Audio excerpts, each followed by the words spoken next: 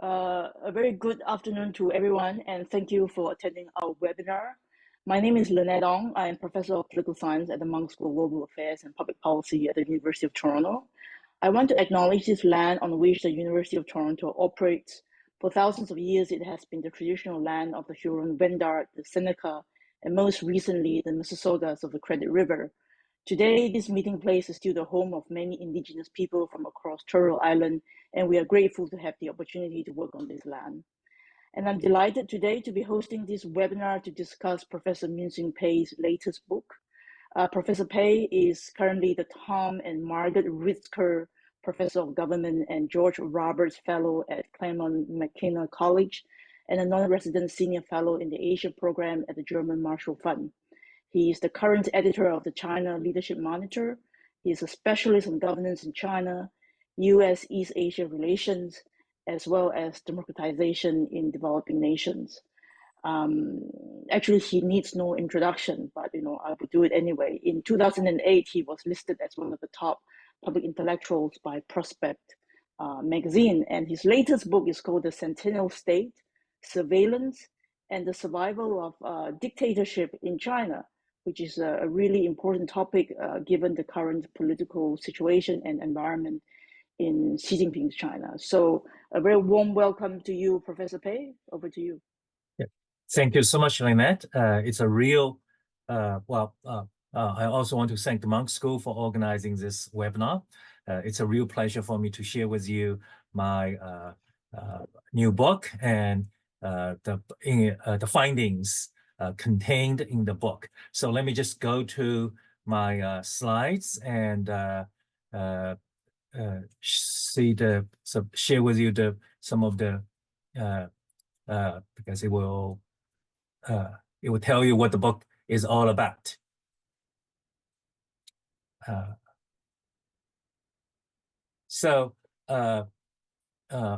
I hope you can all see my slide. Right? You can see the slides? Yes. Good. Yes. Okay. So the book really deals with the issue of preventive repression. There are two kinds of repression, as we all know. One is anti-repression, that is preventive repression. And China, since the end, since the Tiananmen crackdown, has really perfected the art of preventive repression. On the right, on the left of the screen, you can see Tiananmen Square in May with at least 1 million people on the square. And then the second picture is the Tiananmen Square on June 4th. And then, of course, the bottom picture is what China is like today. The second picture is the sort of exposed hard repression, which is very costly. It involves arrests, imprisonment, mass killing, and most regimes really don't want to sort of be forced into adopt exposed hard repression. But if you want to have a much more effective preventive system of preventive repression, then you have to deal with three challenges. The first one is the familiar challenge, is a political challenge known as the coercive dilemma. How do you strike the proper balance between having a very effective secret police force, which is the agency responsible for preventive repression, and avoiding making it too powerful to become a direct threat to the regime itself. The second issue related to preventive repression is the resource constraint, because preventive repression is also very expensive. Involves huge manpower and also fiscal resources and technology.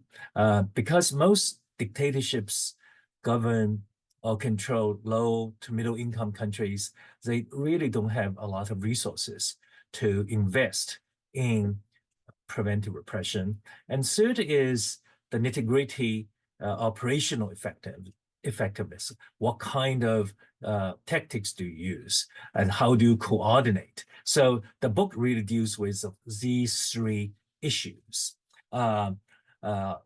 In terms of context and history, most of the institutional and organizational foundations that are part of China's surveillance state today were actually built in the Maoist period, in the 1950s. They consisted of mass mobilization, mass arrests, executions, that allowed the regime first to liquidate a very large number of potential threats, and then identify the most important political threats and place them under mass surveillance programs. But the Maoist period also saw a series of shocks to this very system. The first shock was the Great Leap Forward, which caused an economic depression. Following the Great Leap Forward, based on the data I've looked at from local sources, the government had to lay off a lot of people, especially in the law enforcement category. And I don't have the slide up here, but the police force really shrank a great deal. The second shock to the system was the Cultural Revolution, during which the surveillance state was practically dismantled in several ways. First, a lot of records, files built on the surveillance targets, they were destroyed, they just disappeared. And even more important, the spy network built in 1950s and early 60s, that was dismantled as well. So for about 7 years, China really did not have an informant network. The informant network was reconstituted in 1973. In the 1980s was a very interesting period. China was recovering from the Cultural Revolution, so the surveillance state was being repaired in the 1980s. But in the 1980s, the surveillance state was not very active in terms of following or keeping tabs on political threats, because we knew that in the 1980s, liberals could operate quite freely. Chinese campuses were hotbeds of intellectual diversity and radicalism. The reason I concluded, there were three reasons, as I found out. One was that in the 1980s, the government still did not have enough resources to strengthen the surveillance apparatus. And also in the 1980s, Deng Xiaoping was obsessed with crime. So he deployed a lot of police resources to fighting crime. And the outcome of that is that according to Chinese rules on what kind of people to be kept under surveillance, once you are arrested, imprisoned, but then you are released, you will be placed in one mass surveillance program. So that really means the anti-crime campaign diverted a huge amount of resources from the Chinese police. And finally, in the 1980s, until the fall of Zhao Ziyan in 1989, the Communist Party's leadership, at least as sort of the front line of the Chinese Communist Party leadership, was mostly reformers. So they most likely, even though we don't have some direct evidence, they kept the law enforcement system from going after political threats. The real expansion of the surveillance state occurred after 1989. You can see this in all sorts of data, in the rise of the police force, in the huge increase in the domestic security budget. One of the slides I used elsewhere shows that between 1990 and 2020, we're talking about roughly 30 years, China's spending, real spending after inflation on domestic security, which is mostly police, courts, and prosecutors, rose 24 times. And in this period, we saw what I would call the great leap forward in the development and strengthening of the surveillance state. Enormous investments in manpower and equipment. The new high-tech programs were developed in the late 1990s, and I'll talk more about them later on. And the people put in charge of law enforcement, domestic security were hardliners. The two people on the left of the screen, one is Zhou Yongkang, the other is Luo Gan. These two people played a very important and, of course, dark role in overseeing the growth of the Chinese surveillance state. So that is this is a brief sort of review of history. And now, there's a brief summary of what the key features of the Chinese surveillance state are. The first one is what I would call distributed surveillance. Unlike other dictatorships, which tend to assign the responsibility of domestic surveillance just to the secret police, the Chinese system is known for distributing this task among a variety of state and state-connected and non-state actors, organizations, and actors. This system has what I call several layers. The core is the formal police. Then you have the outer core would be informants, and then the outermost layer would be neighborhood committees, village committees, state-owned enterprises, and universities. So this distributed system allows the Chinese government to maintain a relatively small formal security force that, in my mind, addresses the coercive dilemma quite effectively. The second feature is what I call the top-down coordination. If you have a system of distributed surveillance, there is one key challenge. That is, how do you coordinate this large wide range of actors? So China's solution was to build and expand and empower a specialized party bureaucracy called Political Legal Affairs Committee, or 政法委. I found that in other dictatorships, you really cannot find an equivalent institution to the Chinese Political Legal Affairs Committee, not even in the former Soviet Union or East Germany, because this is a committee that is vertical. That has a vertical organizational structure. You have central, provincial, municipal, county level. And I'll talk a bit more about this later on. So that is, it has top-down coordination performed by a specialized party bureaucracy. The suit is lean and mean. I already said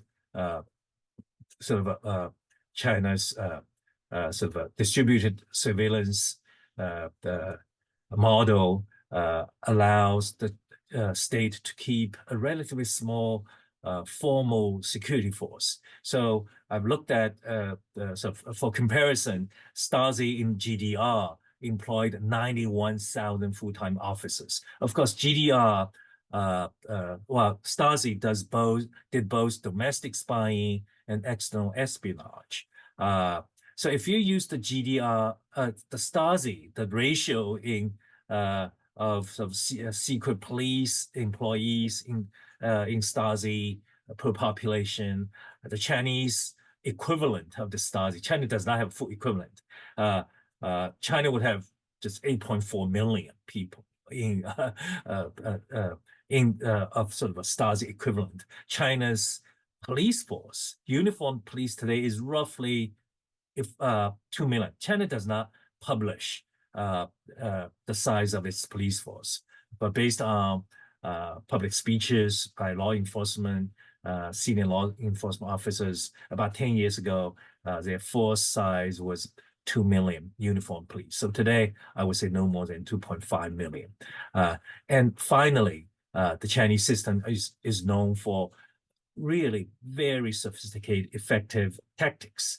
It prioritizes known or suspected individuals. They are called key individuals, and they use so-called battlefield position control tactics, and they strengthen security measures around sensitive periods, and they combine labor-intensive tactics with very advanced technology.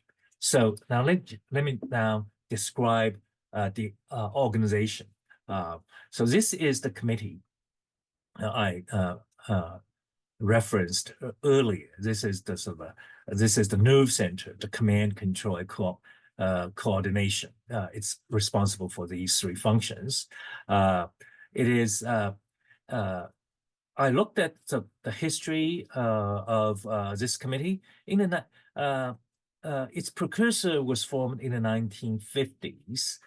It was a leading group, and it became a commission after the Cultural Revolution. But before 1989, this commission had really no meaningful local presence. You had one or two people, mostly on a part-time basis in counties and in cities. But this committee grew rapidly after 1989. Today, an average county would have a committee, say, around 7 to 10 people. This is average. Richer counties would have 30 people.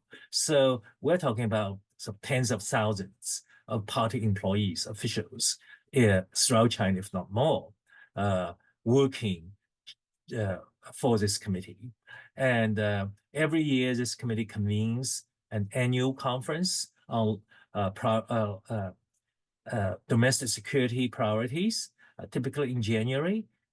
Within a few months, its agenda would be communicated to the lowest level of the state.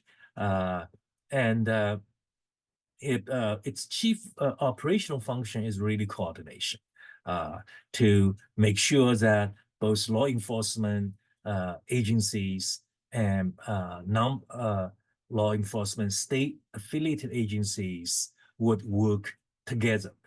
This agency is also in charge of one special high-tech surveillance program called Sharp Eyes. So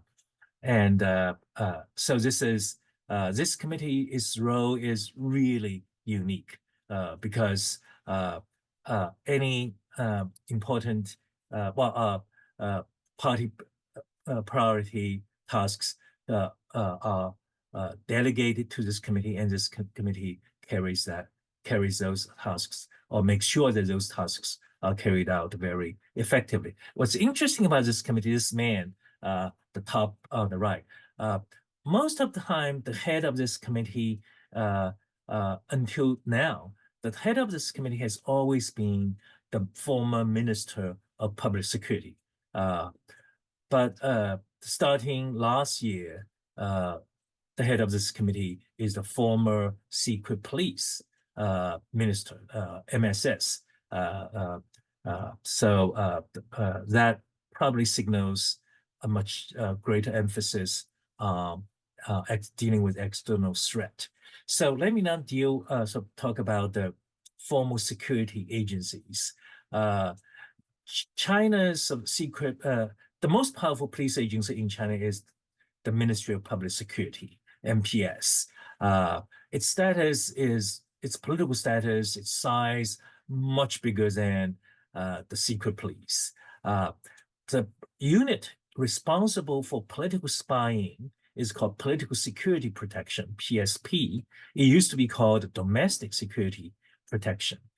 We don't know how, there are no sort of official figures on how big this unit is. The unit is enjoys special status. It's bureau number one in every, in the Ministry of Public Security, in local police agencies, is always division number one or department or section number one. But based on a few local data points, this is a relatively small unit. That is, typical average unit in the county about 10, 20 people. My guess is that's about 3 to 5% of the total force. So if China has 200 million, if China has 2 million uniformed police, we're talking about roughly 100,000 tops. And so domestic secret police agents. Because it's relatively small, it's assigned high priority cases. It runs its own, it recruits and runs its own informants. And it also supervises the surveillance operations of B cops, police stations, so community police. So the bottom layer of the formal surveillance system is the police stations. There are about 600,000 policemen. So they actually do this is a much bigger force. What they do is they monitor one particular group of people called the key populations. And they also collect intelligence and assist the political security protection police. They recruit informers as well, and also supervise activists and local security committees. So that is another layer. So the third layer is the third agency is the Ministry of State Security. This is the most secretive Chinese security agency. We really don't know a whole lot about this. It is its main responsibility is to internally is to monitor foreigners, foreign businesses, foreign NGOs, and Chinese citizens with foreign connections. It plays a very active role in ethnic minority areas. I think this is a subject those who are interested in Xinjiang and Tibet should look into. In my research, I did not see an active role played by the Ministry of Public Security. On the other hand, there were a ton of references to MSS. I think probably MSS plays a very important role in ethnic minority areas, largely because the Chinese government believes that foreign forces, external hostile forces, were mainly behind the unrest in those areas. Another thing about this agency is that it is very active on university campuses, because university campuses in China have a very large number of foreign faculty and students. When you look at this sort of slide, what you should sort of find interesting is that China does not have a full equivalent of the Stasi or KGB. The Chinese leadership simply does not trust having a very powerful secret police that does both domestic spying and external espionage. The Chinese system is actually quite similar to the system in the UK, MI6, MI5, and to the system in the US, CIA and FBI. So that is the formal system. But the most sort of eye-opening finding of my research is that the formal police or secret police may be relatively small, but China employs a very large number of informants, spies, informants. They have several categories. The police recruits their own. They are given special designations. spies or 特勤. This is the most select group. We do not know how many they are because it's very difficult to find open source information. By the way, I sort of went through thousands of local yearbooks. They're just wonderful sources. They are annual reports by local governments that contain brief summaries of the achievements of various local bureaucracies. Sometimes those summaries would actually provide numbers. Another source I used was local police gazettes. In the 1990s and early part of 2000s, the Chinese government asked local bureaucracies, including police agencies, to compile their histories. So these are called gazettes, and they provide a huge amount of information on law enforcement activities. So information on the use of spies, informants, is found mostly from local police gazettes, local police yearbooks, and local government yearbooks. So the most select category of informants is 特勤. And to recruit a spy, the police has to follow very strict protocols. They have to have secret files, have to be interviewed, they have to be evaluated. They have a quota system that each detective has to recruit 2 spies per year based on the data provided by Shanxi Police Department, provincial department. The ratio there is 4 spies per 10,000 people.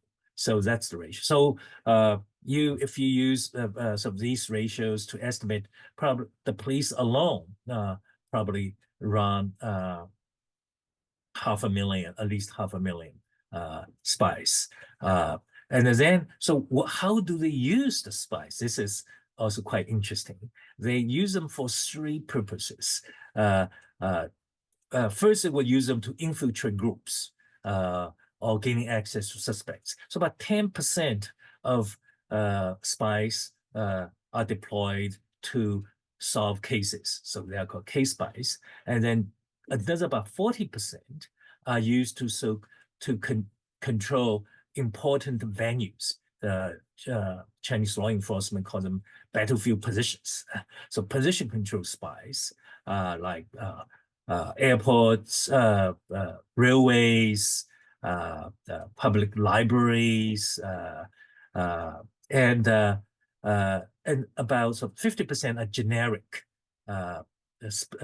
spies. They provide general intelligence information to police on a regular basis. So this is how spies are used. And then they have a lower category, a select category of informants. They're called 治安耳目, so public order informants. They are recruited by community police.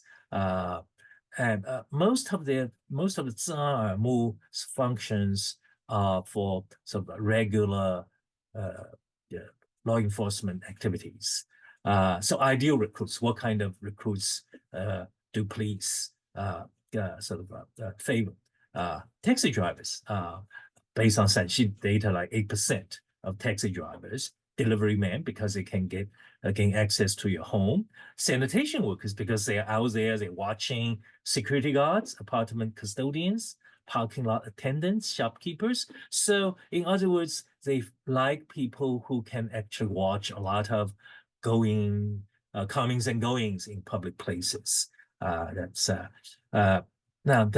the largest group. The previous slide really deals with informants recruited and maintained by law enforcement. Data on those categories of informants are very difficult to come by. But there's another category of informants run by local governments, local party organizations, local state-owned enterprises, universities, neighborhood committees. And data for this category of informants are easier to come by because local yearbooks actually report them. So they are called 信息源, and they are sometimes you can come across advertisements recruiting them online, and I show you a few. The second category, about the second picture on the left, actually is this training session for college students who are being recruited as informants. So based on local data, that is, my estimate is that between 0.7 to 1.1% median and average. So we're talking about roughly 10 to 15, 16 million people in China that are categorized as 信息源 informants recruited by local governments. So if you put this category plus police, spies, and informants, China has a huge network of informants, probably 5 to 6 times more, but at least, I think at least 5 to 6 times more than the formal police. What's another interesting thing about informants is that because on paper the number is huge, but whether they are productive or not is a very intriguing question. My limited data shows that about 60% of them do not provide any information. In Q&A, I can answer that question. So what kind of data this category of informants provide? Local yearbooks tell us that only about 3% are the so-called enemy intelligence. They have 3 categories of intelligence. Enemy intelligence deals with direct political threats or threats to public safety. So it's a tiny percentage.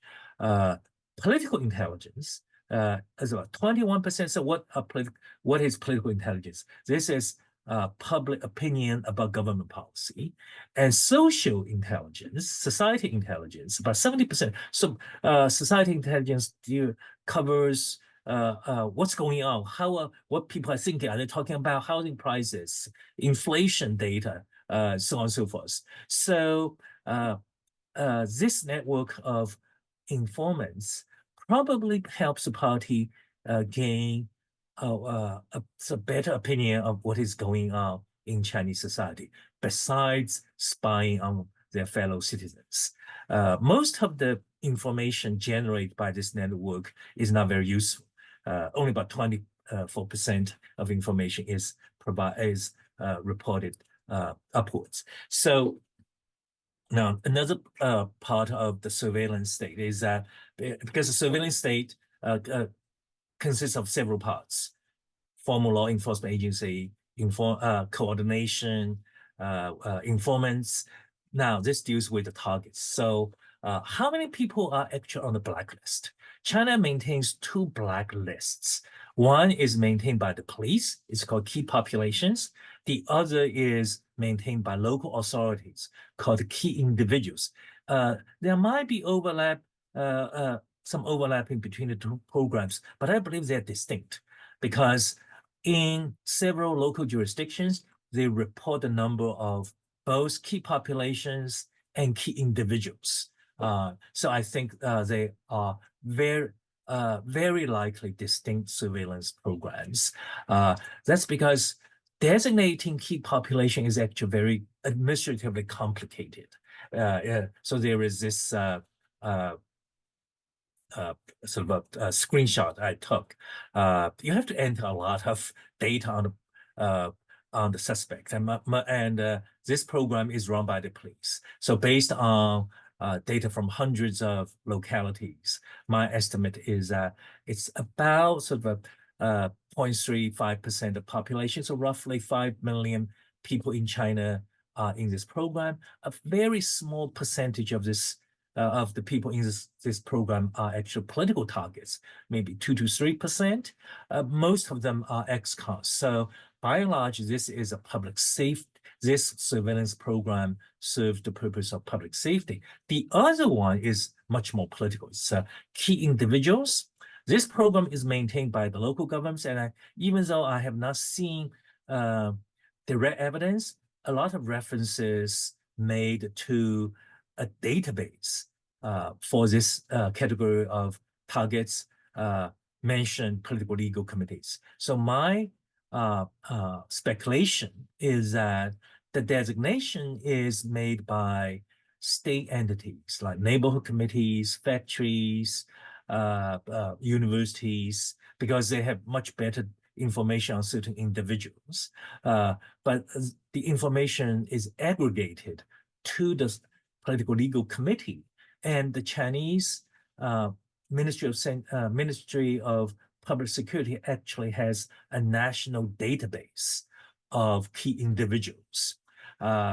So this category has a lot more political targets because when you, even though we don't know the exact breakdown, references to this category contain a much higher frequency of terms such as petitioners, PLA veterans, ethnic minorities, underground religious groups, and cults. So this category of targets based on local data, again, we're talking about between 5.7 to 7.7 million people. So altogether, China, the two blacklists include between 11 to 30 million people in China. So less than 1% of population. So let me now mention the topic. The news media has spent a lot of time on the high surveillance apparatus. The high surveillance system actually emerged relatively late in China, and China went about building this system in a very smart and systematic way. The first program is digitization of information. It's called Golden Shield. It the program built up a lot of national databases accessible by the police. And it also includes the system that runs the Great Firewall of China. The Golden Shield was not completed until 2006. So roughly, well, say 20 years ago, China had a fully functioning, modernized, digitized information system for the police. The second program is Skynet. The pilot was launched in 2004, so 20 years ago, but it took them 10 years just to build the first phase. It is run by the Ministry of Public Security, and its focus is using cameras and other sensors to monitor activities in urban areas. Later it was upgraded, but the first phase of this program used relatively sort of average technology. And then the third program is Sharp Eyes. It was launched 9 years ago. It was run by the Political Legal Committee, and its primary objectives were to extend a version of Skynet to the countryside. So it's a sort of horizontal extension, but it also involved a significant technological upgrading of Skynet. Facial recognition, AI were introduced as part of this program. The social credit program, which has received a lot of attention, actually it remains a work in progress. It's not. I do not see references to its adoption other than references to various experiments. The most interesting program to watch going ahead is grid management, because this is a model of social control that would combine labor-intensive tactics, because grid attendance, full-time grid attendance, watching roughly 1,000 people or 300 households, and they are equipped with high-tech smartphones and geocoding of objects. So this is the high-tech piece. The takeaway is that China did not have all the pieces together for a effective surveillance state, political priority, organizational capacity, fiscal resources, technology, until about China had all of those only in the last 20 years. And second is that if you want effective state surveillance, you need both labor-intensive and high technology capabilities. The technology complements, does not replace some labor-intensive surveillance. And this research probably contributes some knowledge to our understanding of the longevity of one-party regimes, because a labor-intensive, organizational-intensive surveillance state cannot be built or maintained by less sophisticated, less well-organized dictatorships. And lastly, I would say that this research helps understand why modernization in China has not really sort of led to a significant loosening of the political system. The answer is that China modernization may create more favorable conditions for liberalization, but modernization, economic growth in particular, has also strengthened state capacity for surveillance. Okay, well, thank you very much. I have time for questions. Thank you so much. That was interesting. We have about 15 minutes. So I think your book has really given us a good sense of kind of the scale of the manpower that the state has been able to recruit spies and informants to serve a range of purposes. I think the scholarship on repression and surveillance that come out in the last couple of years, if I could kind of broadly categorize them, they fall into two categories. Some people talk about how powerful and how important the technologies are. And you have, books written by journalists. There's a lot of things written in the media that talk up really the omnipresence of technology as if that is the only thing that actually matters.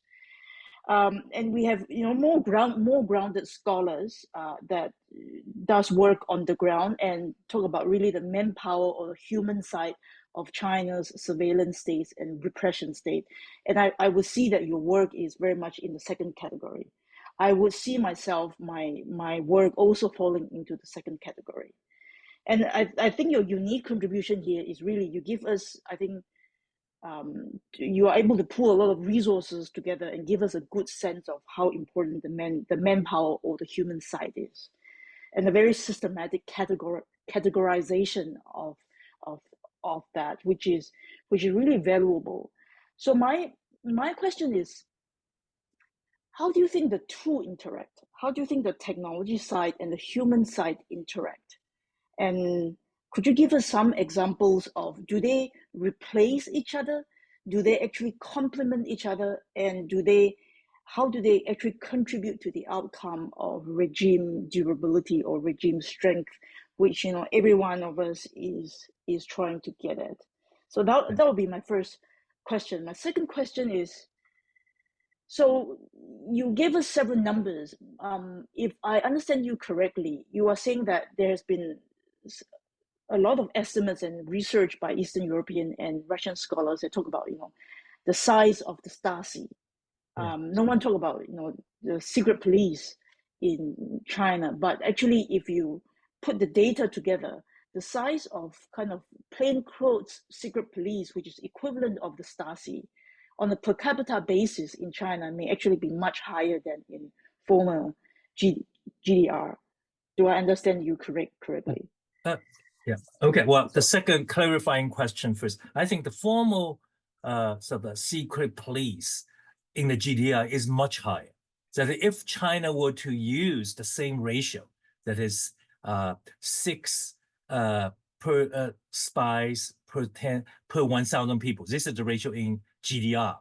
Then China would have a secret police of 8.4 million alone, but China does not have that. So China's secret police is much, much smaller. It's a fraction of that in the GDR. I think in the Soviet Union, had fewer spies per population than the GDR, but it's still a much, much more than China. So that is the clarifying question. I'm sorry, I may not have made that clear so the question about tech is really sort of important because this is my observation. First, let me give you a number. I think the division of labor now between tech and labor is that the technology does a really good job in tracking you outside your homes. If you travel, if you turn on your mobile, actually, tracking your mobile phone is now one of the chief instruments for the Chinese police.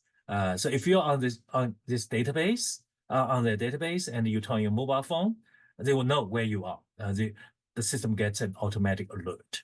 And the other piece, which is really good in terms of technology, is information sharing. That is, if you are in Toronto, but if you appear in, say, California, Los Angeles, the police there can access your data right away. And also, probably the data, they can aggregate data that will help them develop risk profiles. So these are the things. But labor, they still sort of need labor. That is, in many cases, they want to verify where you are. For example, now we're having Liang Hui in China, 2 sessions. So typically, before or during Liang Hui, they want to make sure that the people on those blacklists are staying at home. So they would send a team of police, a police officer, local official, to knock on their doors and make sure they're home, because there are a lot of blind spots for the tech. So that is one. I think in the future, the real challenge, people don't realize that tech is really expensive. Maintenance, upgrade. Wuhan alone has its contractor has 2,000 people dedicated to maintaining its Skynet network. So that's a lot of people. And if you use facial recognition cameras, you need to keep those camera lenses really clean. And China is a very dusty place. So that involves a lot of maintenance. So I think we just don't realize how expensive this new system is. Right. So so when you compare the numbers in GDR, Yes. you compare that to contemporary China, right? Which is Yes. post 70. So yeah, compare with 2010, roughly 2010. Yeah. 2010. So not exactly apples with apples. It's more like apples with oranges. No, Because I think it's different time. It's different time. no. Different type I of think regime. GDR is 89. The 91,000 figure is for 89. So the end of GDR Right. is so the end of GDR had China use the same ratio as the Right. end of GDR. Right. And I think Chinese per capita income in terms of PPP might be close to sort of what GDR was. So China would have had like 8.4 million secret police. So Right. it's I think it's comparable. That is in terms Sure. of yeah. Sure. So looking into the future, so you say Yes. that technology surveillance is actually very expensive, and given declining economic growth and fiscal revenue in China these days, how sustainable do you think it is versus human, which I talk about as you talk about that as well? Kind of, I think the capacity of the party of the regime to mobilize people is also declining. Yeah. Especially post-COVID because of declining trust in the society. So moving into the future, how do you see this viability of outsourcing, what I would call outsourcing repression to society versus using technologies to do surveillance? Yeah, I think it will be less viable than now. This system, and also in the case of outsourcing repression, as you sort of analyzed in your book, is that these two systems, informal repression or maintaining this vast network of informants, it works relatively well in a sort of steady state. That's what I call that. Things are more or less stable. Unemployment is now rising very high to very high levels, and people are relatively satisfied because the number of known targets or suspect targets is quite small, 1%. So I think going forward, these things are likely to happen.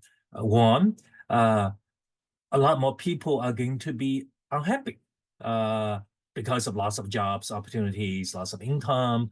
So there might be more petitioners, more protesters. So 1% right now on those watch lists might go up to 2%. That can increase the enormous pressure. That can raise enormous pressures on the system. So that is one.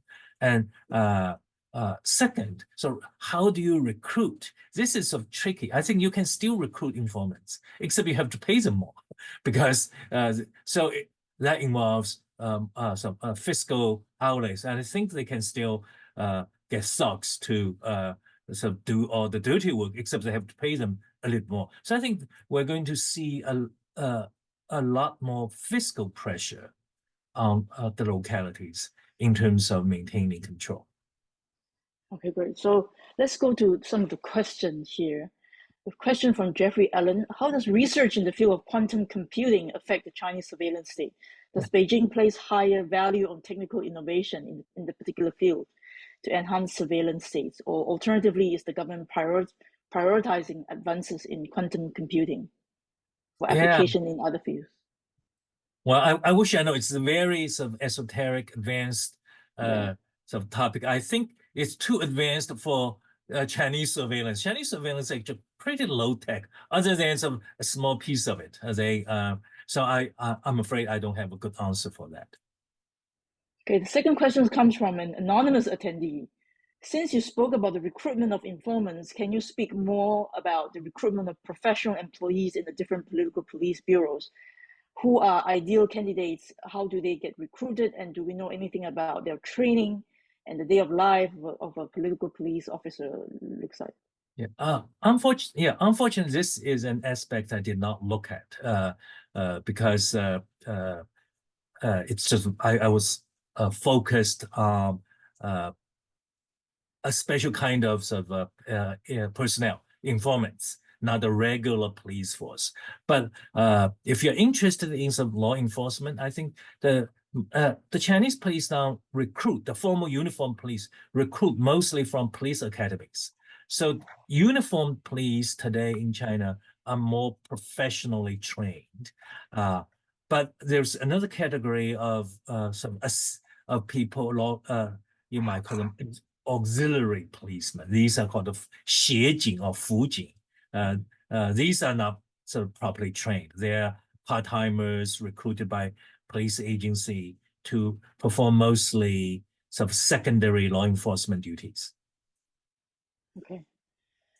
Could you please provide more information about the recruitment of 信息员, the informants, and the labor force as part of the overall surveillance system? Yeah. I would like to know more about the reasons behind engaging in these activities, such as patriotic incentives and how the states ensure secrecy. Okay. 信息员, you can get a lot more information. So let me just talk about 信息员 on college campuses. Basically, based on the sources I looked at, every classroom is supposed to have a 信息员. That person is going to report on what's going on.